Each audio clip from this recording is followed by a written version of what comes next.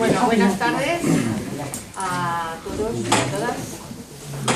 Gracias por venir. Tenemos aquí esta tarde, os voy a presentar a Carlos Barra. Él es médico, especialista en otorrino. Actualmente está jubilado forzoso, me estaba contando. Y él ha sido también gerente del INSALUD, o sea que tiene bastante competencia en eso. Él ha sido también director del INSALUD y bueno, fundamentalmente me dijo, tú preséntame como médico, porque yo soy médico fundamentalmente. Así que os va a hablar sobre los recortes y un poco los recortes en sanidad matan, y a colación viene por qué el virus, toda la problemática que tenemos ahora sobre el virus de ébola. Santiago Carvajosa, lo conocemos, bueno, pues aquí en Segovia ha sido y es especialista en microbiología, ha estado en el Hospital General pues toda la vida, ¿no, Santiago? 34 años. 34 años. Ahora está jubilado y se dedica, bueno, pues sigue en la brecha. Los dos siguen en la brecha, por eso están aquí, y eso es lo importante. Entonces Santiago va a empezar a hablar, porque nos va a hablar del virus, y después seguirá Carlos con el resto de qué hace ese virus, ¿no? Muy bien, pues muchas gracias. Yo quería hablar siempre del virus de ébola porque es lo que sabe hacer. Un microbiólogo lo que sabe hacer es hablar de los bichos, entonces yo iba a hablar un poco del virus del ébola porque conociendo al virus se conocen las implicaciones que tiene en el problema que estamos viviendo. O sea que lo primero que hace falta es conocer al personaje. Si no habréis oído, casi seguro que todos lo conocéis, casi que todos habéis leído miles de artículos en prensa, pero no los habéis leído todos juntos seguramente. Habéis leído un artículo en un periódico, otros dos en otro periódico, otros en otro periódico, y así pues no se adquiere una visión global de lo que es el virus. Los virus de ébola y de Marburg, porque hay un anterior que es el virus de Marburg, que es anterior al virus del ébola, forman una familia que se llaman los filovirus. Son filovirus porque tienen forma de hilo al microscopio electrónico, se ven como si fueran un hilo, no tienen forma poliédrica, ni tienen forma cilíndrica, ni tienen ninguna otra forma, o sea que la forma es la de un hilo que va retorciéndose. Por eso se llaman filovirus. Pero el problema fundamental ha empezado este año, que ya había habido un comienzo de cuadros de transmisión en Sierra Leona y en Liberia y en Guinea a finales del año pasado, de diciembre, pero cuando realmente la OMS ha declarado una epidemia mundial ha sido a partir del mes de marzo. Entonces, a partir del mes de marzo el aumento espectacular de casos en esa zona afectada, lo que llaman la zona cero, pues provocó que la OMS ya se diera cuenta de que tenía que declarar una epidemia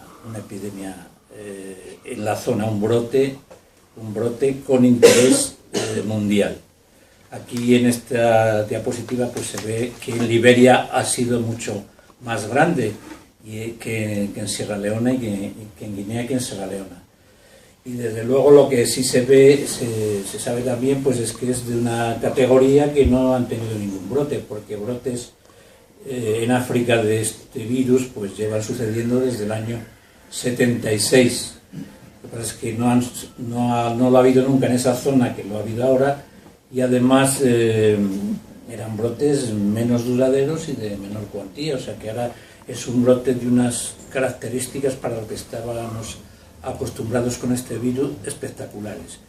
Entonces, ¿cuál es el asunto con el virus del ébola? Sinópticamente, el virus del ébola lo que produce es una enfermedad que se llama la fiebre hemorrágica del ébola, que es endémica en África Central, no en África Occidental, que afecta a grandes primates, o sea, que afecta a monos y naturalmente a hombres, que también son grandes primates.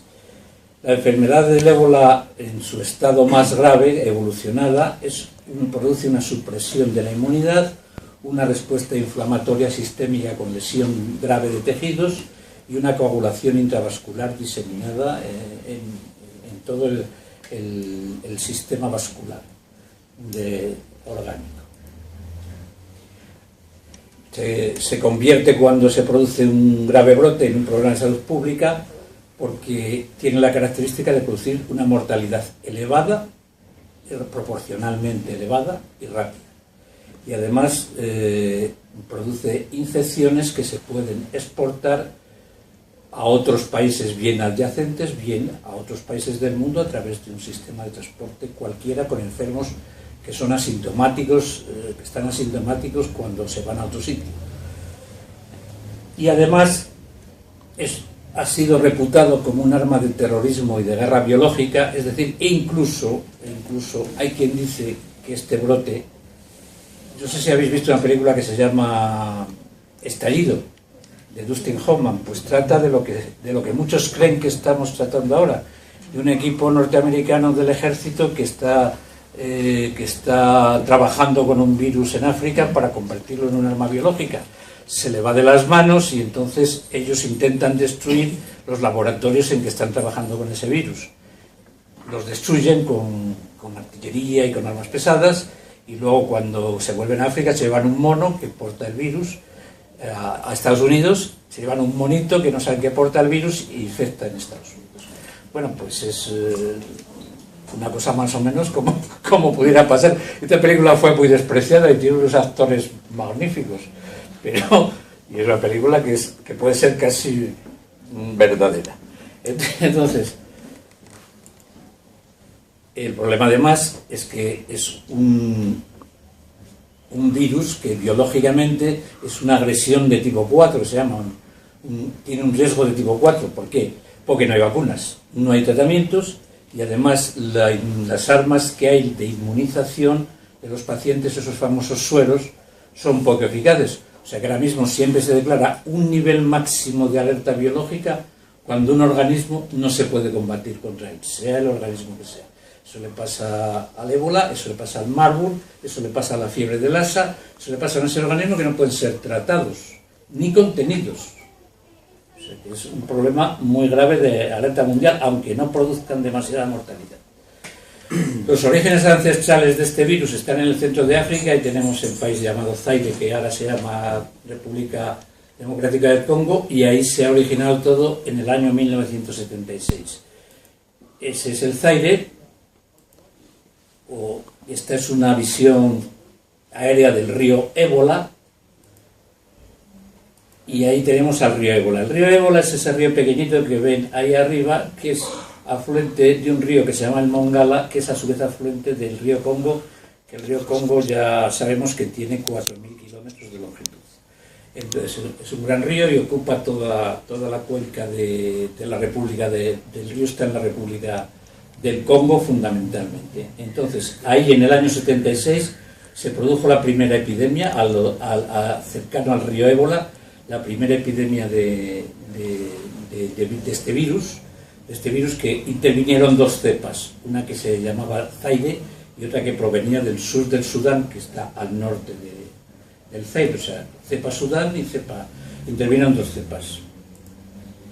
Esto es un dibujo de cómo es este virus esquemáticamente. Estos virus son virus RNA, eso tiene un ácido nucleico que es ácido ribonucleico, tienen una cápside proteica que protege al ácido nucleico formando unas unidades llamadas capsómeros para protegerlos, y luego tiene una matriz que pega, proteica también, que pega eso a la envoltura, que la envoltura está constituida por la membrana de las células que invade. O sea, que cuando se va de una célula, se lleva una parte de la membrana para constituir la envoltura. Y luego tiene unas espículas que son glucoproteínas que actúan como órganos de sujeción a las células animales que parasitan, a las células huésped. O sea, esos son como unos ganchos, se engancha ahí, luego abre un camino, entra adentro, y luego vuelve a reconstituirse para salir. Entonces, o sea que son proteínas. Estos virus fueron clasificados por David Baltimore en el año 75, que es un premio Nobel, y este forma un grupo que es el grupo 5, que son monocatenarios, o sea, tienen un solo filamento de ácido ribonucleico, un solo filamento, y además tienen un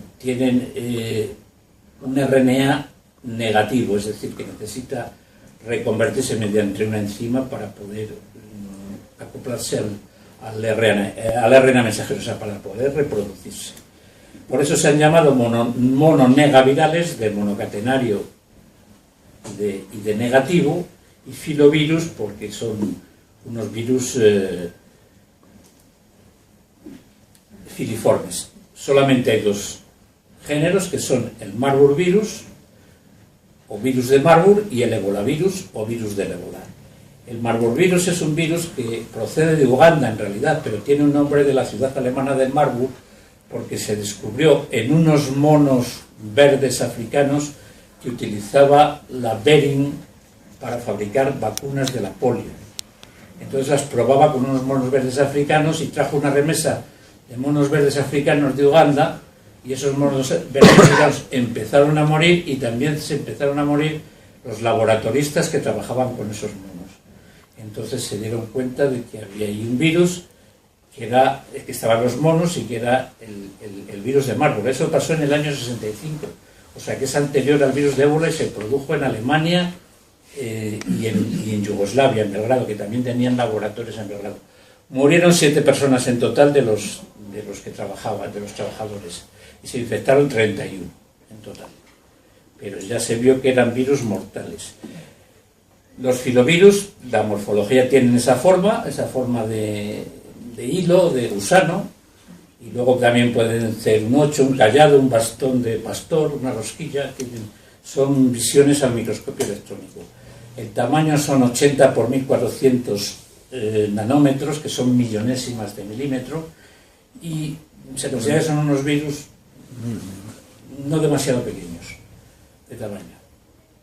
Tienen 7 proteínas codificadas por 7 genes, o sea que el DNA está formado por 7 genes que codifican 7 proteínas, y que, visto aquí más bonito, pues lo que forman las primeras nucleoproteínas protegen al DNA, después hay las proteínas de la matriz que protegen, esa es la cápside, después las proteínas de la matriz que protegen a la cápside, y luego la membrana externa que protege a la matriz, que se ensambla con la matriz, que protege en total al virus, y además forma esas zonas de enganche que son glucoproteínas. Es decir, que un virus, en resumidas cuentas, es una forma muerta, envuelta con una serie de codificación genética, una serie de información genética. No es vida, los virus no están vivos. Necesitan la célula eucariótica o procariótica para vivir. Entonces ellos son formas muertas que codifican una serie de proteínas y que al entrar en una célula les permite vivir y reproducirse. Bueno, lo único importante que me gustaría decir de esta, los desinfectantes le valen casi todos, o sea que puede desinfectarse con cualquier cosa, con lejía, con temperaturas no demasiado altas, o sea que limpieza con butaraldehído, con aldehídos, con formoles, con lejía, pues se consigue eliminar el virus.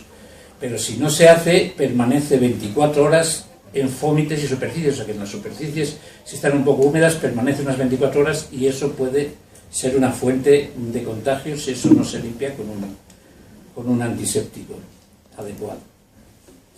Estos ebolavirus tienen su origen, su reservorio, se descubrió hace poco en los murciélagos frugívoros, comedores de fruta, que son grandes murciélagos que existen en zonas de África y que ocupan su posición en espacios cerrados, como pueden ser cavernas, cuevas o cavernas. Y estos, se ha descubierto, son portadores del virus de manera crónica, sin padecer enfermedad, pero no sé, sin morir ni nada, pero no se sabe muy bien por qué. Lo que se sabe también es que lo transmiten a determinados mamíferos, porque ellos son mamíferos también, y lo transmiten fundamentalmente a grandes monos, a grandes primates. Sobre todo, aunque se ha hablado de cualquier mono, los monos más infectados son los gorilas y los chimpancés. Hubo una epidemia hace un par de años o 3 en monos de Zaire, en gorilas, que se llevó por delante 500 gorilas. Entonces, y también infectan un animal que los nativos utilizan para comida de caza, que es un antílope que se llama el duiker. O sea que ese es el ciclo, de ahí pasan a los humanos, y ya tenemos las epidemias en los humanos. Aquí se ve cómo el virus se reproduce, pues como os he dicho antes, se fija a la membrana de la célula lo engloba, la membrana lo engloba, se llama eso endocitosis, se forma un endosoma que se llama dentro de la célula y luego ese endosoma se destruye y se abre para liberar el ácido nucleico que se va a multiplicar y de paso coge proteínas de la célula que parasita para formar otra vez sus estructuras de protección y luego sale eso se llama replicación, eso se llama formación de proteínas y eso se llama exocitosis y luego vuelve a salir, o sea que necesita para estar en continua reproducción la célula animal, por eso matan montones de células. Y luego, otro de los problemas es la patogénesis de estos virus, es decir, que son virus que selectivamente muy agresivos, porque atacan fundamentalmente, y no se sabe muy bien exactamente cuál es el motivo, pero tampoco se sabía por qué el SIDA atacaba a los linfocitos, es decir, que no se sabe muy bien. Este se va a las células de la inmunidad celular, se va fundamentalmente a las células dendríticas y a los macrocitos y macrófagos, e inhabilita la inmunidad básica del organismo, entonces la persona queda desprotegida. Por otra parte, ataca células orgánicas, como las células del hígado, ataca células del epitelio vascular produciendo hemorragias, ataca al hígado produciendo hepatitis, ataca células de la corteza suprarrenal, ataca el hígado, o sea que ataca células muy importantes y de una manera muy rápida, porque lo hace aproximadamente en 15 días, es decir, entonces pues produce una enfermedad muy rápida. ¿Cómo evoluciona esta transmisión? Aquí tenéis en días hasta 92 días. Esto es un tema que sirve para discutir lo que pasa con la enfermera del ébola y las pautas de aislamiento y tal. O sea, hay una fase que es aguda, que son los primeros 11 a 15 días, que está dividida a su vez en dos fases, una fase inicial más leve y luego la fase más grave ya de hemorragias, y luego hay una fase de curación y de convalecencia que dura hasta los 43 días. Aquí lo importante es ver que dónde se encuentra el virus en esos periodos y por qué líquidos orgánicos nos vamos a infectar, a contaminar. Aquí veis al principio la sangre, la saliva, la orina hasta los 22 días, las lágrimas hasta los 22 días, la piel y heridas cutáneas al principio y las heces también al principio para esta fase muy avanzada. Sin embargo, no aparece tardíamente, más que tardíamente en semen, en el sudado vaginal de la mujer y en leche materna. O sea que en una fase ya de 22 o 25 días estaría apareciendo en el semen, en la leche y en la vagina. Sin embargo, ya no aparecería en las otras muestras. Por eso ahora están analizando, cosa que no hace nadie, porque aquí están analizando ahora todo lo que pescan con la enfermera esta, a ver si le queda algún resto, la van a esterilizar a ella. Entonces, porque esas cantidades se supone que a estas alturas muchas, quitando el semen, se supone que a estas alturas muchas no infectarán. Eso lo único que hacen hincapié es en el semen. Y luego, vamos a ver, bueno, la respuesta inmune se produce hacia los 15, entre la primera y la segunda semana, y luego se ha visto que tiene una baja capacidad infectiva, tiene una baja capacidad infectiva, es decir, que cada paciente enfermo infecta como máximo 2 personas, 1 a 2 personas. Eso es, mientras que otros virus pues infectan 10, 15, 20 personas. La capacidad infectiva es baja, y eso es lo que tiene. Es una capacidad infectiva baja sin medidas de contención. Se supone que si se toman medidas de contención adecuadas, la capacidad infectiva será todavía más baja. Luego son 5 cepas: Zaire, Sudán, Reston, Bosquetai y Bundibugio. Las que preocupan a los seres humanos son la Zaire y la Sudán, que son las que producen infecciones importantes y graves en las personas. La Reston no se aislado más que monos, monos también en Reston, en Texas, en un laboratorio también que trabajaba para... Y es una cepa que afecta solo a monos, pero que no se transmite a los humanos. Y luego se ha aislado una en Costa de Marfil, que se ha aislado solo una vez y no mató a la persona de la que se aisló. Y hay otra que es el Bundibugio, que ha producido un solo brote muy pequeño en personas en Uganda. Entonces las importantes son la Zaire y la Sudán, y sobre todo la Zaire, que es la que estamos, con ella con la que estamos. Vemos que la mortalidad de la Zaire es del 79% de media, mientras que las otras van siendo más bajas. Y luego tenemos este artículo que ha sido muy comentado, porque investigando genotipos de diferentes enfermos de esta epidemia, pues unos científicos norteamericanos han llegado a la conclusión que el foco se inicia indudablemente en el Zaire, en el Congo, en la zona donde estábamos del ébola, que se ha trasladado indudablemente a la zona ya de Guinea, de África Occidental. Pero aquí la hipótesis de trabajo es que se ha trasladado una cepa que ya no es la misma, sino que ha sufrido una serie de mutaciones a partir del 2004, y que ya no es exactamente, si bien es derivada de la cepa original, es otra cepa, y probablemente a eso se deba su mayor virulencia. Por otra parte, pues también han descubierto que cómo se transmite, cómo ha viajado hasta. Y entonces la hipótesis es que ha viajado a través de murciélagos. Por visto, los murciélagos estos son grandes murciélagos, incluso también hay problemas porque se los comen también, o sea, que los fríen. Pero estos grandes murciélagos, por visto, vuelan largas distancias, infectan a otros murciélagos que vuelan otra distancia, y así sucesivamente probablemente es como haya llegado a Guinea. Luego ya de Guinea, sin embargo, a Sierra Leona, lo transmitió una familia entera que se fue a un funeral de una persona. Entonces, el trabajo es este, que estudiaron 99 genomas de virus de ébola de 78 pacientes en Sierra Leona, haciendo 2000 amplificaciones de genoma. Es un trabajo muy arduo, en muy poco tiempo, con la famosa PCR y todas estas cosas. Y además, pues 60 investigadores, 5 de ellos murieron por ello. O sea que 5 investigadores de estos 60, el que lo ha publicado es el jefe, se no murió, pero los otros 59, de otros 59 murieron 5. El diagnóstico se hace por determinación de anticuerpos, se puede hacer, o por determinación del virus en la sangre.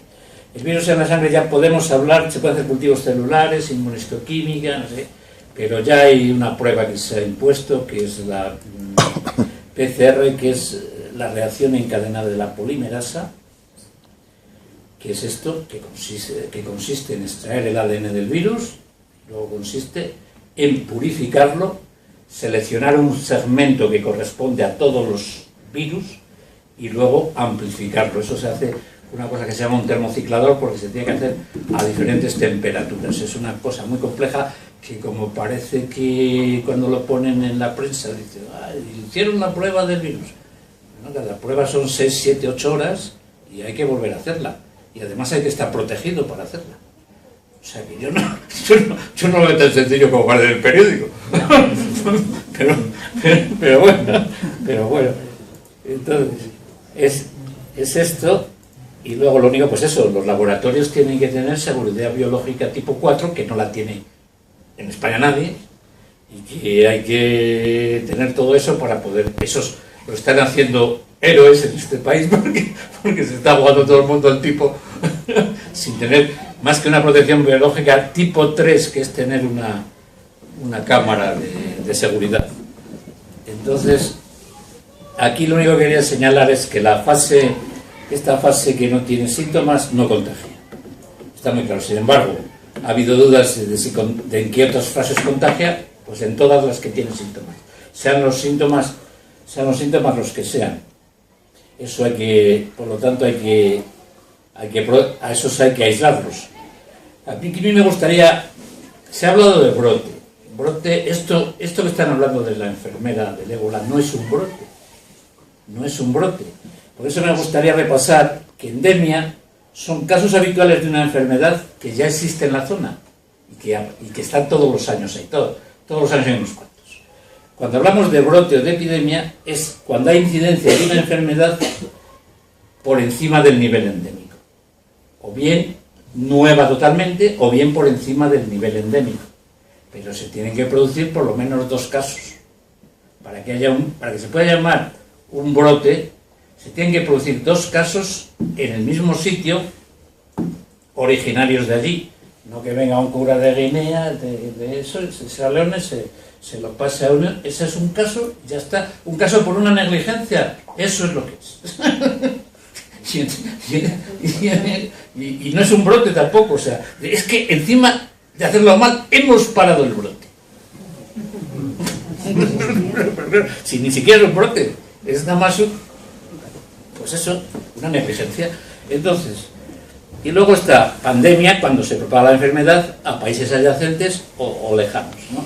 Son cosas que conviene recordar. Se hicieron muchos protocolos, otra cosa del protocolo, que es que acabó uno de protocolos hasta las narices. Protocolo quiere decir en griego protocolo, lo que se pega delante, lo fundamental. Los griegos a cualquier documento le pegaban una cosa delante que era el resumen, lo que hoy día llamamos el índice. Y eso es el protocolo. Entonces el protocolo nunca va completo, hay que hacer más cosas que un protocolo. Entonces hablar de protocolos es una muletilla, el protocolo. En realidad, con tanto protocolo, lo que se ha quedado es que dice, ¿quién es sospechoso? Pues sospechoso es un señor que viene de una zona donde hay ébola, en un avión o lo que sea, y hace fiebre alta. Y ya está, no hay más protocolo.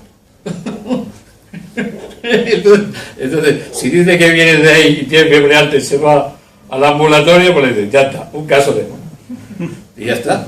Y luego eso se mete en una unidad de bajo riesgo, que es relativo, se le hace la PCR famosa y si es positivo, entonces ya es un caso confirmado. Y entonces ya pasa a una unidad de alto riesgo donde repetimos la PCR porque siempre hay que repetirla, tienen falsos positivos. Y luego ya se le pone tratamiento y aislamiento total. Ese es el protocolo, fíjate qué protocolo más. O sea, ese es el protocolo. En cuanto a tratamientos, no quería más que decirles que tratamientos etiológicos no hay por ahora nada. O sea que todo lo que le hayan dado a los enfermos no es más que a nivel experimental. Porque están todos los medicamentos y todas las vacunas están en fase de ensayo. Y solamente vacunas en fase de ensayo clínico, no demás están en fase de ensayo en animales. O sea que no le han dado ningún tratamiento curativo a nadie, ni los americanos, esté científicamente demostrado, ni los americanos ni nadie. Y luego, pues la inmunización está por disposición de coger suero de pacientes e inyectárselo a la gente enferma, eso no funciona, ya lo sabe todo el mundo, no funciona desde la época de la peste aviar.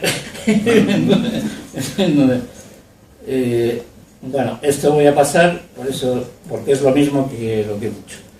Y luego, pues eso, se hace, si estás en un país avanzado, pues tendrás un soporte vital avanzado, y si no estás en un país avanzado, pues te darán antibióticos, antipiréticos y analgésicos y rehidratación.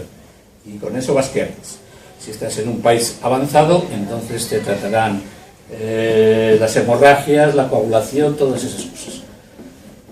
Aquí tenéis el aislamiento, que es el manejo de los pacientes. Mira, en esta película de Dustin Hoffman, ¿ves? Ya llevaban, porque los militares americanos eso lo conocen muy bien, ya llevaban tubitos de aire para respirar para adentro, nada de presiones negativas, ni nada, un tubito de aire como los buzos de submarinos. Entonces, y eso tiene que ser pues un nivel, una seguridad a nivel 4, que ya hemos dicho son para agentes exóticos que produzcan enfermedad mortal, que produzcan aerosoles, etc. O sea, que es una cosa muy complicada. A mí no me dicen cómo es tan fácil hacer esto, sin correr riesgos, cómo es tan fácil hacer esto sin correr riesgos. Esto es un campamento, se puede hacer eso sí en campamentos, como tienen los americanos tienen campamentos, donde lo hacen en campamentos, pero son campamentos que funcionan como un hospital, con presión negativa, zona de eso, y eso es lo que pretendían, llevarlo allí, lo que deberían hacer es llevarlo allí y pararlo allí. Y luego de vacunas, pues no hay más que dos, que están en una fase de ensayo clínico, y que hasta ahora las vacunas ya sabéis cómo se ensayan, o sea, las vacunas se pone la vacuna y se mira a ver si produce anticuerpos. Si produce anticuerpos en unos niveles suficientes, se dice, bueno, parece que funciona, pero ahora hay que probarla en humanos, o sea, hay que tener una zona infectada para ir a probar la vacuna. Así es como se hacen las vacunas, no de ninguna otra manera. Entonces no es tan sencillo. Y luego, bueno, esto tampoco importa. En principio, ahora ya parece que quieren vacunar a todo el mundo si sale la vacuna, que además va a ser probablemente un gran negocio. Ya veremos quién la paga. Pero en principio lo que pensaban es vacunar al personal médico o al personal de urgencias, de primera respuesta, al personal militar y al personal investigador. Y dicen, bueno, y la vacunación de los demás, dice, la población en los brotes, vacunación selectiva. Quiere decir, a los que nos parezca. Vamos a probar con lo depende del número de vacunas que tengamos. Ese es el tema. Y luego, por último, se ha avanzado, se ha conocido los de los murciélagos, se han hecho estudios, pero hay que tener en cuenta una cosa, que todos los estudios se han hecho con una sola especie, con la especie Zaire. O sea que ahora mismo uno de los dilemas es que no sabemos si la otra especie, por lo menos que produce epidemias, que es la Sudán, va a responder de la misma manera que la especie Zaire. O sea que no está tampoco con lo que tenemos sabido, no sabemos más que resolver son los murciélagos. Ha sido maravilloso la prueba PCR para el diagnóstico rápido y tal como están los ensayos clínicos, o sea que eso es todo.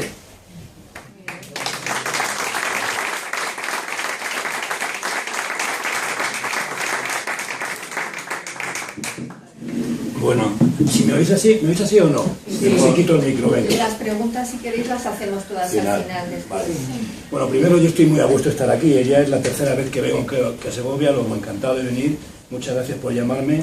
Y yo no voy a hablar más del ébola, porque lo que sí que tengo claro es una cosa, que esta gente sabe del ébola más que la ministra, su directora general, mucho más, y por tanto habrá que darles clase, porque sabía un poco del ébola. Yo no voy a hablar del ébola como enfermedad, hablaré después de cómo se ha gestionado esa mal llamada crisis del ébola, ¿no? Que realmente lo que es una crisis de gobierno, ¿no? En un tema sanitario de interés general, punto, no es más que eso, ¿no? Yo voy a hablar de recortes, que el título es muy agresivo, pero de verdad es que hace falta. Los recortes matan, pues sí matan. De entrada ya han matado a algunos por los recortes, ¿no? Y ejemplos tenemos en la prensa, ¿no? Y voy a hablar de realmente por qué se producen los recortes, ¿no? Yo creo que tenemos que desmontar mucho las mentiras que se han producido desde el gobierno para justificar los recortes. Es decir, los recortes no se producen ni porque haya habido una crisis, ni porque el sistema sanitario español sea inviable, porque no sea sostenible. Los recortes se han producido porque hay una idea política que hoy día triunfa en el mundo civilizado, que es la idea neoliberal, que tiene como objetivo claro desmantelar todos los servicios públicos, por tanto desmantelar el estado del bienestar. Esa realmente es la causa de por qué se producen los recortes. ¿Que a ello pueda ayudar el que haya una crisis? Bueno, pues obviamente algo ayuda, porque claro, evidentemente cuando a uno le sobra más dinero, uno va a veces al cine, y cuando le sobra menos, va menos veces al cine.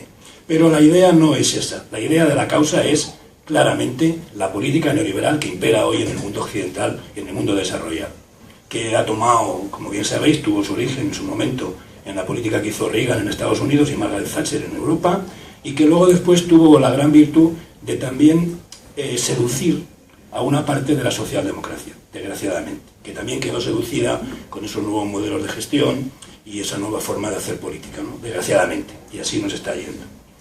¿Qué han empleado como excusa para hacer los recortes? Pues eso, la crisis y que no lo podemos pagar, ¿eh? También en sanidad, también en educación, parece ser que habíamos vivido por encima de nuestras posibilidades. Lo que estamos viendo es que algunos vivieron muy por encima de sus posibilidades, robándonos a todos. Y hoy en Madrid, de donde yo vengo, pues tenemos una experiencia clarísima, donde se ha puesto de manifiesto lo que muchos ya sabíamos, que la corrupción del Partido Popular en Madrid es estructural y ocupa toda la Comunidad de Madrid. Por tanto, los recortes tienen esa... Voy a intentar decir por qué no es verdad que el sistema sanitario sea insostenible. Y lo voy a intentar hacer un poco explicándolo, porque aquí hay profesionales de la sanidad, me he encontrado con algún compañero y compañera de hace muchos años, pero habrá gente que tampoco sea sanitaria. A mí me gusta poner ejemplos claros, ¿no?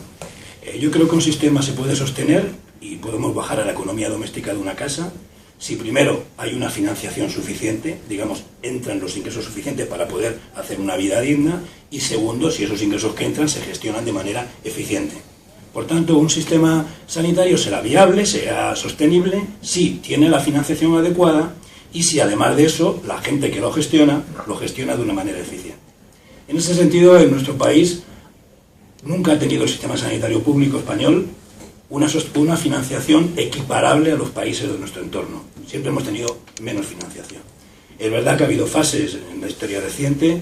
Yo, como ya soy un poquito mayor, estoy recién jubilado, tengo 65 años, tuve la gran suerte de que se me llamó en el año 82, año 83, comienzo 83, para entrar en la administración sanitaria, y yo, que había defendido la sanidad pública ya en mis tiempos de residente, pues acepté y entré, ¿no? Entonces, en esas fases, es verdad que ha habido fases donde ha habido más esfuerzo del Estado para poner dinero para la sanidad, y también ha habido fases donde el Estado ha puesto menos dinero y el PIB para sanidad ha ido quedándose estancado o incluso a veces disminuyendo, ¿no? De verdad, lo que sí que influyó muchísimo, y para que el PIB español nunca se acercara o igualara la media de los países de la Unión Europea de los 15, fue el Tratado de Maastricht. El Tratado de Maastricht consagró en el fondo esa teoría del déficit. Es verdad que la consagró para los países que no tienen mucha fuerza, porque Alemania se lo saltó, Francia se lo salta y no pasa nada. ¿Por qué? Porque la teoría del déficit que se consagró con Maastricht implica que los gobiernos ya perdieron una cierta autonomía para poder hacer de verdad inversión en servicios públicos y poder incrementar su déficit para garantizar un estado de bienestar razonable, ¿no? Por tanto, no ha habido en España nunca una situación de equiparar nuestro PIB sanitario, nuestro gasto sanitario público, al nivel europeo. Y ahora todavía no la va a haber, sino que la va a haber menos. Por eso, cuando oigáis ahora, que estamos en época preelectoral, que el señor Rajoy dice, o incluso en las comunidades autónomas, en la vuestra también lo oiréis, que se va a aumentar el presupuesto sanitario, es una medida coyuntural. Lo que hay son papeles. Hay papeles que, si entráis en el Ministerio de Hacienda, lo podéis ver muy bien, entráis en la Unión Europea, son los papeles que el gobierno español ha enviado a Europa, el memorándum, donde claramente, en el periodo 2014-2017, vamos a perder un punto largo del PIB sanitario en este país. Por tanto, mentira. Si gobierna este gobierno, si gobierna el Partido Popular, el dinero para la sanidad pública española disminuirá de aquí al 2017, porque es lo que el señor Rajoy y su gobierno han enviado a Bruselas. Y es un documento oficial que lo podéis ver. Por tanto, digamos que esa parte de la financiación no permitía fácilmente que el sistema fuera sostenible, porque entraba menos dinero del que realmente hacía falta para sostener, primero, unos servicios que se incrementaban en función de que nuestra población ha aumentado su nivel, su supervivencia, y por tanto necesita cuidados por más procesos crónicos, y porque también han aparecido procesos nuevos que hay que tratar y que realmente significan un coste mayor. Pero además de eso, tampoco hemos sabido en estos años hacer una gestión eficiente del sistema. Hemos tenido y tenemos grandes bolsas de despilfarro. Quizá por eso se hace necesario cada vez más, y yo espero que en el futuro inmediato, con un cambio de gobierno que deseo y espero se produzca, que haya lo que se puede llamar un buen gobierno de los centros. ¿Por qué? Porque los despilfarros suponen muchísimo dinero. Hemos asistido, por ejemplo, a que ahora se habla mucho de la Central Única de Compras, para comprar todo en un sistema como el Sistema Sanitario Público Español, ¿no? Que es un sistema importante. Hombre, eso no es ninguna idea nueva. Yo no soy economista, pero el criterio de economía de escala lo sabe una ama de casa. Sabe que si va al mercado y compra 3 kilos en lugar de 1, generalmente el tendero le pone un precio más barato. Por tanto, que un sistema nacional de salud no tenga todavía hoy implementado un sistema único de compras para todo el país, parece un poco absurdo. Y parece que sería muy absurdo también pensar que todos los que ha habido son tan tontos que no han sabido ponerlo en marcha. No, ha habido otros intereses y otras presiones, ¿eh? Recordaréis todos que, por ejemplo, durante 2 o 3 veces el gobierno de Andalucía ha intentado hacer una subasta de medicamentos que ha sido impugnada por el gobierno central y recurrida al Tribunal Constitucional. ¿Por qué? Porque ahí hay otros intereses y otros mecanismos de presión. Y la industria farmacéutica, al igual que apuntaba Santiago con el tema de las vacunas, que será un negocio, pues es una de las empresas más potentes del mundo y, por tanto, presiona, ¿eh? No hemos gestionado de manera eficiente en ningún caso. Grandes bolsas de despilfarro, cuando no de corruptelas, cuando no de corrupción.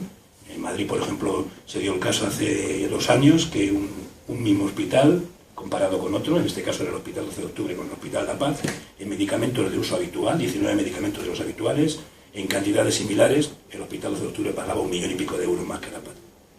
Eso quiere decir que o el gerente del 12 de Octubre era muy tonto, o en fin, como diría alguien, se lo lleva crudo. Por tanto, hay que hablar así de claro, porque eso ha sido así. No ha habido un mecanismo de control de los hospitales, y por eso se impone una técnica de buen gobierno que permita, dos situaciones bien claramente diferenciadas. Primero, que la ciudadanía participe en el control de la gestión, y por tanto que haya controles ciudadanos de la gestión del sistema, y los puede haber. La Ley General de Sanidad contemplaba algunos controles que nunca se pusieron en marcha, y por otra parte que también los profesionales podamos participar en el mecanismo de cómo se hace el trabajo y cómo se planifica la gestión de un centro. No digo que podamos gobernar un centro, digo que podamos participar en cómo se trabaja y cómo se define la actividad diaria, cosa que no hacemos. Y también, es una cosa que me gusta menos, porque eso es muy aleatorio, eso que se llama la profesionalización de los puestos directivos o de los puestos de gerencia. Bueno, yo he vivido muchos años como director provincial y luego como gerente he vivido grandes profesionales de la gestión, que eran con un currículo maravilloso, que todos han terminado en la empresa privada, por cierto, y que no hacían precisamente una gran gestión de donde estaban, sino que hacían currículum para irse fuera. Lo que hace falta es que haya control de lo que hace un responsable sanitario en un centro o en una dirección general, control. ¿Por qué? Porque si hay control será difícil que pueda haber alguna cosa rara en el planteamiento. Entonces no es verdad que no se pueda sostener el sistema, simplemente hay que dotarle de los mecanismos adecuados para poderlo hacer. Es financiarle bien, y eso significa un compromiso político. Eso es voluntad política solamente. Yo digo siempre que un político se define si es progresista o no, si es de izquierdas o no, cuando hace los presupuestos. Ahí es donde se define bien un político, porque las palabras son muy bonitas. Lo que importa es poner el dinero.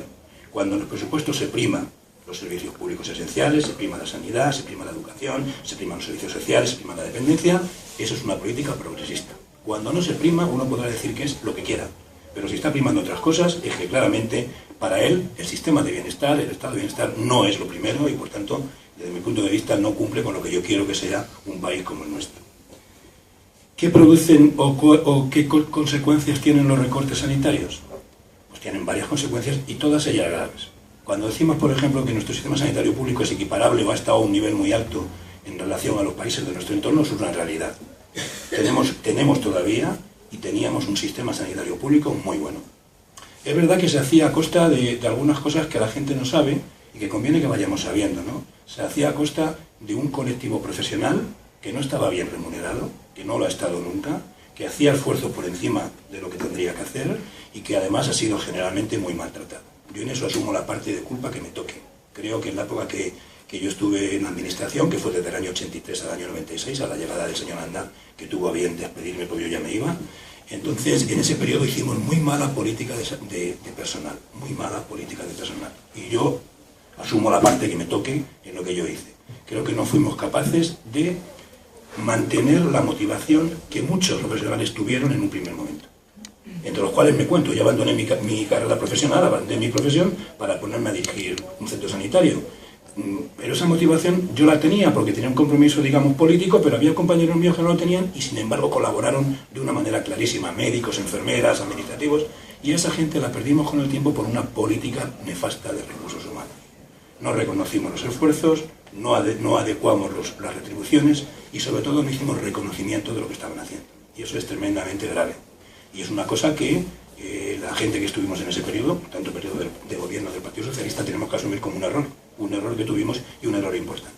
Es verdad que digamos que el desprecio que se tiene ahora a los profesionales sanitarios nunca se tuvo. Eso es verdad, yo creo que hay diferencias, yo creo que todos no somos iguales y que lo que ha pasado ahora en estos años, yo por lo menos lo he vivido en Madrid con mucha intensidad, quizá porque Madrid ha sido, digamos, el experimento junto con Valencia más brutal de la política neoliberal del Partido Popular. Ese desprecio a la gente yo no lo había vivido nunca. Yo no había vivido ver a una presidenta de un gobierno regional llamar vagos a los maestros, nunca había vivido. Nunca había vivido ver a un gobierno regional y a un consejero tildar de asesinos a los médicos del Hospital Severo Ochoa, nunca lo había visto. Pero hay que asumir que tenemos un déficit en política de recursos humanos que habrá que retomar si hay un cambio de gobierno y hay gente progresista en el poder. Habrá que buscarse una nueva política que reconozca el esfuerzo, que reconozca la labor que se hacen los profesionales y por tanto también significará que se incrementará el capítulo 1 de gastos de personal porque está mal retribuido el personal. Es decir, a mí se me caía la mano a los pies cuando veía un celador que me estaba llevando enfermos al quirófano todos los días, que llevaba trabajando 20 años y cobraba 1.100 euros. Pues realmente ya hablo de un celador que tiene derecho a tener un sueldo mucho más digno porque hace un esfuerzo. No digo nada ya de un auxiliar o de una enfermera o de incluso un médico que para ganar un sueldo aceptable tiene que hacer 5 o 6 guardias al mes. Por tanto, si le pagaran en una empresa por hora extraordinaria, ganaría bastante más. Habrá que asumir que si queremos tener un buen servicio, hay que pagarlo y hay que pagarlo mejor. Y entonces alguien me dirá, bueno, pero si usted está diciendo que se sostiene el tema y gastamos más, a lo mejor no tenemos, bueno, que hay que conseguir mayor financiación. Y la mayor financiación se puede conseguir en este país, y no ya solamente con la cantinela del fraude fiscal, que evidentemente se puede conseguir, sino que paguen más los que más tienen, por una reforma fiscal que es a la voluntad política de un gobierno progresista. Una reforma fiscal que haga que las grandes fortunas paguen, y paguen de una vez, y que las empresas paguen por lo menos como pago yo. Yo estoy pagando el 37% de retención, los que paguen lo mismo, están pagando el 4, el 10 y el 12%. Las grandes multinacionales no pagan además porque no vienen aquí. Por tanto, se puede hacer. El que haya unos recortes continuados está significando que haya una pérdida de calidad. Y además de eso está significando que se esté desregulando como consecuencia de esa política neoliberal todo el sistema sanitario. Hay una cosa fundamental que todos los que hemos estado en gestión sabemos, que un elemento fundamental para hacer política sanitaria es la planificación sanitaria. Pues esa, por lo menos en mi comunidad autónoma, y también en Valencia, que conozco bien, no existe. En mi comunidad autónoma se inventaron eso que se llama el área única, y lo vendieron muy bien, porque a la gente les gusta mucho. Es que esto va a significar que usted va a tener libertad de elección. La libertad de elección es una engañifa. Es una engañifa. Es mentira siempre. Porque además habría que hacerse una pregunta. ¿Libertad de elección para qué? La pregunta es ¿para qué? Yo recuerdo un libro hace muchos años, cuando iba a llegar Mitterrand al gobierno, a la presidencia francesa, de un asesor suyo de Buicao, se refería en este caso a la prescripción farmacéutica. Y decía, ¿libertad de prescripción para qué? Si de verdad tiene libertad, bien, pero si no, ¿para qué? ¿Para enriquecer a unos y no a otros? Por tanto, la libertad de elección no existe en Madrid, ni existe en ningún sitio realmente. Y si no, yo en Madrid, cuando he tenido algún debate y ha habido gente del Partido Popular, he dicho, bueno, pues yo os pongo un ejemplo. Yo quiero que me opere mañana el doctor, ya no está, afortunadamente se ha jubilado ya, doctor Moreno González. Y no me opera.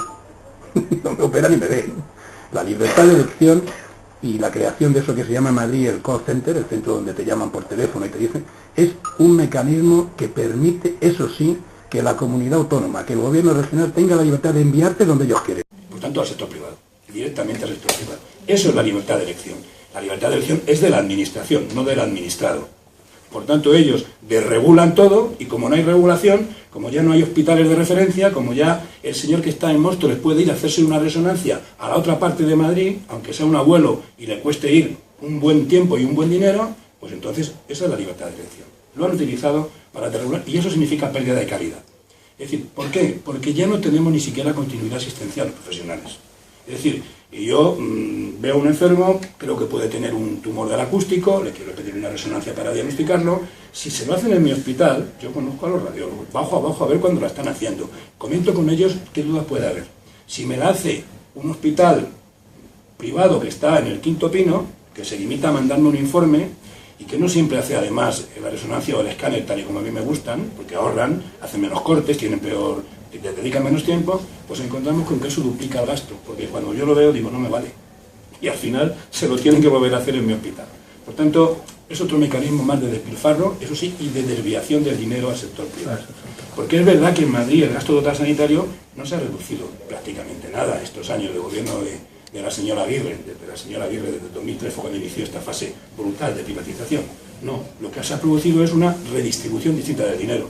Es decir, que cada vez va menos dinero para los hospitales públicos, que están claramente siendo desmantelados, y cada vez va más dinero a los hospitales privados, que hoy día ya en Madrid, por lo menos en Madrid, que es lo que conozco mejor, pero también en otras provincias de España, no se puede decir que no tengan buenas instalaciones y buenos medios. Tienen muy buenos medios y buenas instalaciones. Y además tienen algo mucho mejor. Se están llevando ya a nuestros profesionales. Nosotros cometimos el error, y reitero lo de la política personal, y no supimos, entre comillas, eso que se llama en la empresa fidelizar a nuestra mejor gente, y ahora sí lo hace la empresa privada. Nosotros quitamos la dedicación exclusiva. No quisimos tener médicos con dedicación exclusiva. Bueno, pues en Madrid, los grandes hospitales de Madrid están cogiendo lo mejor de nuestra gente y los quieren en dedicación exclusiva. Los quieren que pidan excedencia en la pública. Los quieren para ellos. Una medida inteligente. Son buenos y los quieren para ellos. Por tanto, están haciendo eso y hoy día ya es difícil en Madrid poder sostener que no tenemos hospitales privados que puedan competir en tecnología y en medios con los públicos. Sí pueden y en algunos casos tienen mejor tecnología. Y yo voy a poner un ejemplo clarísimo. La atención integral al cáncer.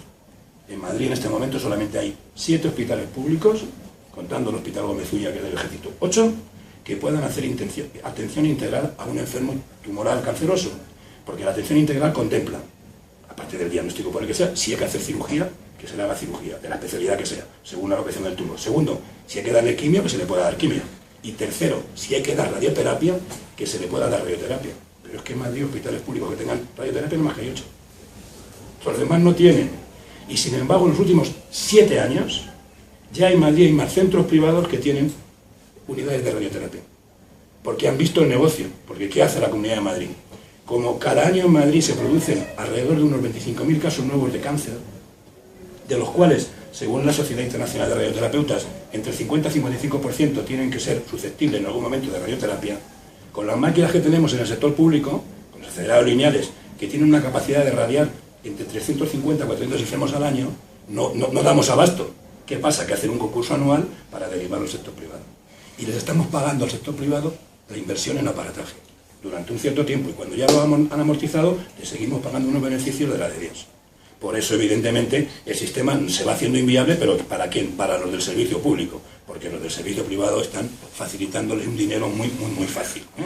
Y además, con una cosa más en este caso de los tumores, del cáncer, una patología que es la segunda causa de muerte en Madrid, y en España también, con unas consecuencias todavía mucho más graves, y es que ellos tienen la tecnología más de punta, que es aquella que garantiza una radiación más condensada en el sitio, que produce menos efectos colaterales, tienen los mejores aparatos. En Madrid todavía hay un hospital público que tiene una bomba de cobalto funcionando, que tenía que estar retirada de hace ya 10 años. Está funcionando, mientras que los hospitales privados tienen tecnología que la más antigua es del año 2003-2004. Y la mayoría de ellas está en el 2008-2009 o reciente ahora. Y ha ocurrido un hecho todavía mucho más sangrante que demuestra cómo se intenta desmantelar lo público. Han abierto un hospital privado en Torrejón que pertenece a Sanitas, aunque ahora ahora parece que a otro fondo de esto de inversión riesgo. Pues ese hospital privado se le va a instalar ya está instalándose una unidad de radioterapia. Al lado de ese hospital está un hospital en el que yo fui gerente, el Hospital de Alcalá de Henares, que está dentro de la universidad, que tiene todos los servicios, que es un hospital con todos los servicios, que lleva pidiendo radioterapia desde mi época. No se le ha dado radioterapia, se le ha dado al Hospital de Torrejón, que está al lado, que es una entidad privada. Y además se ha hecho algo más grave. La comunidad autónoma le subvenciona a fondo perdido 8 millones de euros para que la monte. Eso se llama latrocinio de lo público. Y por tanto, los recortes la crisis no justifica los recortes los justifican cómo quieren poner el dinero y dónde cada gente que está. Y para concluir, porque yo creo que lo importante es que preguntéis, yo querría hablar del ébola. Pero del ébola no como enfermedad, porque después de la maravillosa exposición de Santiago yo no tengo nada que decir, ni soy un experto en ello. El ébola y lo que ha pasado con el ébola no deja de ser ni más ni menos que el reflejo de cómo está en este momento la situación de la estructura del Estado en este país. En Madrid no hay Dirección General de Salud Pública. Y no la hay porque se la cargó el gobierno regional de Esperanza Aguirre. La suprimió del organigrama. Parecía ser que no era importante la salud pública. Y por tanto la quitamos y se la cargamos a los médicos de atención primaria, que no tienen trabajo ya los pobrecillos, viendo todos los días 50 y 60 pacientes, para darle otra cosa para lo que además ellos no tienen por qué hacer. Y como no hay en Dirección General de Salud Pública, no hay ninguna preocupación por los temas de salud pública que pueden afectar a una comunidad y que afectan a una comunidad. Pero es que además sabéis que la salud pública está transferida a cada comunidad autónoma, por tanto cada comunidad tiene que tener. Pero es que además tenemos una ministra, que no es ministra de Sanidad, que es ministra de la Gürtel, de lo que sabe de cómo le regalan coches, pero de Sanidad no sabe nada. Y quien viera en las ruedas de prensa lo tiene claro. A mí me producía vergüenza ajena. Porque yo me imaginaba que estuviera conmigo algún compañero o algún amigo francés y tal, y me daba vergüenza. Pues esta señora está ahí de ministra de Sanidad que ha desmantelado todo lo que funcionaba en el ministerio y que ha puesto a una directora general de salud pública, a la que conozco muy bien porque es compañera mía del hospital y ha sido mi directora médica y mi directora gerente, que tiene como único mérito ser amiga de Pilar Farjas, amiga de la infancia, secretaria general del ministerio. No tiene otro mérito, que también lo demostró en las ruedas de prensa. Es decir, tenemos incapaces gestionando el tema. Y tenemos un consejero de Madrid que, además de eso, es un auténtico sinvergüenza, que hace muchos años tuvo una noche negra en el Gregorio Marañón por el que fue expedientado, aunque no lo cuente, y que además se permite el lujo no solamente de no resolver desde Madrid el tema del traslado, que yo creo que no había que haberlo hecho, pero eso es aparte, sino que además trata de insultar a la persona contagiada diciendo que es que, en fin, que había cometido una imprudencia y que además no había que hacer un máster para cambiarse el traje. Bueno, si vieran el espacio que tienen en el Carlos III para cambiarse el traje, un máster no hay que hacer, pero muy ágil sí hay que estar, porque si no te caes de lo pequeñito que es aquello, ¿no? Por tanto, ese tema del ébola significa ni más ni menos que la auténtica desatención que hay para todo lo público desde las administraciones públicas, porque no interesa. El Hospital Carlos III estaba siendo desmantelado y está en un documento público y está el plan aprobado en la Asamblea de Madrid, con los votos únicos del Partido Popular, porque no interesaba tener en el Carlos III una unidad de enfermedades infecciosas tropicales, no interesaba, y lo desmantelaban para convertirlo en un centro de media y larga estancia. Y por tanto, todo el viaje del señor Miguel Pajares, yo así lo hice en un artículo que publiqué en el Huffington Post, lo que decía ese traslado era una auténtica improvisación. Por la mañana se discutía, hablaba el consejero y decía que no sabía dónde iba a ir, si a La Paz o al Carlos III. El ministerio no hablaba. Una improvisación permanente y total, que sometió a un riesgo innecesario a los profesionales, que dio una imagen de este país nada triunfalista como ellos creyeron, recibiéndolo ahí con toda la televisión, sino una imagen tercermundista. Y claro que un enfermo se puede contagiar, como ha dicho bien Santiago, pero hombre, hay que tomar la medida para que no se contagie, y luego la medida no era no tener un traje de ese personal individual en condiciones. Ya habéis oído en la prensa lo del médico de Alcorcón, que le llegaba las manos por aquí. Entonces, eso es el tema que yo quería plantear. Los recortes no se producen porque sean inevitables. No es verdad. Ni es inevitable eso, ni es inevitable la política económica que hace este gobierno. No son inevitables. Es una opción de un gobierno neoliberal. Y por tanto, como consecuencia de ello, todo lo que sea público irá siendo desmantelado de manera progresiva. La sanidad pública lo fue. Algunos lo avisamos. En el 2005, a raíz del caso Severo Ochoa, dijimos en un documental de 1 hora que pasó La Sexta, que lo produjo Wyoming, dijimos, esto es una cortina de humo, es una mentira, como se demostró después, absoluta, que pretende dos cosas: desprestigiar a la sanidad pública, y lo hacían con un hospital del sur de Madrid que era emblemático. En ese hospital el 95% de los jefes de servicio no tenían ninguna actividad privada, cosa que no ocurre en casi ningún hospital de España, y además de eso, cortina de humo para que no estuviera en la mente de la ciudadanía lo que estaba pasando en esos días, que eran las excavadoras entrando en los 8 hospitales privados que se iban a construir. Por tanto, no es inevitable los recortes. Yo llamo a que no nos resignemos, no. Se puede no hacer recortes con otro tipo de política. Se puede no hacer recortes haciendo lo que tiene que hacer un Estado serio y un gobierno y una democracia seria. Y es que con todo lo que está apareciendo, que se están llevando, daría para que no hubiera ninguna crisis. Con todo lo que está apareciendo, no digo lo que tendrá que aparecer, que hay más. En Madrid sabemos que hay más. En Madrid ya sabemos, porque tenemos funcionarios que han trabajado con nosotros, que son amigos, que ha habido contratos en la Consejería de Sanidad que se firmaban por orden de la rubia de Sol, que era Esperanza Aguirre. Y se firmaban de manera irregular, fraccionando el contrato. Y eso no es que si yo lo digo y me oyera la señora Aguirre, me demandaría. Pues no puede, porque no lo he dicho yo, lo ha dicho la Intervención General del Estado, en un informe que tiene el juez Ruz. 239 contratos en la Comunidad de Madrid fueron irregulares, vulneraban la ley y se hacían en todas las consejerías. Ahora, con el tema del señor Granados, que cuando hablaba parecía que quería perdonar la vida a todo el mundo en un tono muy chulesco, se va a investigar por este juez que lo lleva, Eloy Velasco, todos los contratos desde el año 2004, de varias consejerías. Le vamos a decir que añada la de Sanidad, que también tiene que dar. Entonces, se han hecho verdaderas barbaridades y por eso no había dinero. Claro, es que el dinero lo que no puede hacer uno es llevárselo.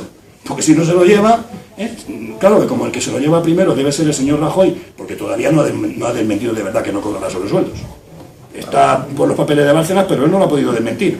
Él ha dicho que todo es mentira menos alguna cosa. Pues entre las algunas cosas que no ha dicho está que no ha cobrado sobresueldos, como lo ha cobrado toda la cúpula del PP. Por tanto, termino. No aceptemos, y es a lo que vengo a hacerlo, las mareas han sido muy importantes. La marea blanca en Madrid ha sido muy fuerte, en Aragón ha sido fuerte, en Castilla ha sido fuerte. No aceptemos la resignación. Tenemos la oportunidad en muy poquito tiempo de mandarlos a la calle, que es lo que necesitamos en este país para que consigamos estar un poquito mejor. Mandarlos a la calle, ¿cómo? Como lo hacemos la gente demócrata, con el voto, no como lo hacen ellos. Llegaron de mala manera. Llegaron de mala manera en el 96, de muy mala manera. Llegaron de muy mala manera en el año 2011, de muy mala manera. Diciendo que Zapatero no sabía llevar la crisis, que eso puede que sea verdad. Diciendo que ellos iban a cambiar todo y vamos a estar muy bien, y ya habéis visto cómo estamos cambiando. Llegaron de mala manera y se van a ir de mala manera, con la corrupción por encima de todo. Por tanto, es el momento de, por salvar nuestros servicios públicos, por salvar la sanidad pública, nos tenemos que movilizar porque esto no es inevitable. Todavía nuestro sistema no ha tenido la erosión suficiente como para no poder recuperarse. Se puede recuperar. Tenemos todavía gente en los hospitales, en los centros de salud, que quiere trabajar y que tiene ganas. Yo personalmente, que hablo con mucha gente, me dicen, tenemos muchas ganas de que se vayan y vengan otros. Los que tengan que venir lo deciden los ciudadanos. Pero lo que sí que yo puedo decir es que me parecería un signo de complicidad corrupta de la sociedad española que esta gente pudiera volver a ganar. Y por tanto yo espero que no lo hagan.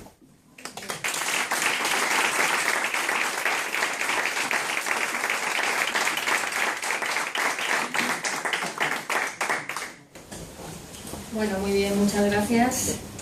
Perdona, Carlos, que no haya dicho antes que también eras escritor y que hacías unos artículos. Y la verdad es que me he acordado ahora que me lo acabas de decir porque, bueno, pues nos has expuesto muy bien todo. Muchas gracias a los dos y, bueno, se abre el turno de palabra. No esperéis.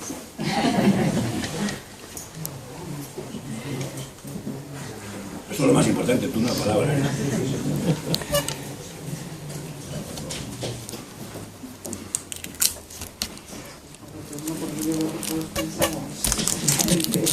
Lo mismo. Sí, yo creo que nos animamos un poco habéis expuesto muy a hacer bien. una imagen de cómo han sido las asambleas, por ejemplo, en algunas plazas.